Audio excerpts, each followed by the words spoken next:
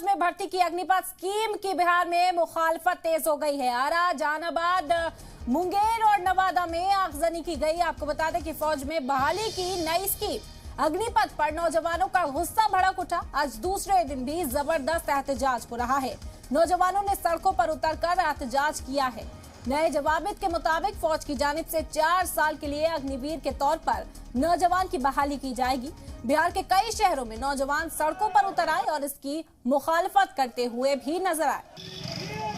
ये बड़ी खबर इस वक्त की बिहार से आप तक पहुंचा रहे। लगातार सरकार की नई स्कीम को लेकर यहां एहतजाज दर्ज कराया जा रहा है। आपको बता दें कि फौज 4 साल के लिए फौज में भर्तियां निकाली गई है। फौज की जानिब से 4 साल के लिए अग्निवीर के तौर पर नौजवानों की बहाली की जाएगी और इस स्कीम से ये नौजवान नाराज हैं। बिहार में ट्रेन रोककर मुखालफत दर्ज कराते हुए नजर आए। तस्वीरों में आप देख सकते हैं कि नौजवान बड़ी तादाद में सड़कों पर उतरे। कई जगहों पर आगजनी की गई और अपनी मुखालफत दर्ज कराते ये नौजवान नजर आए।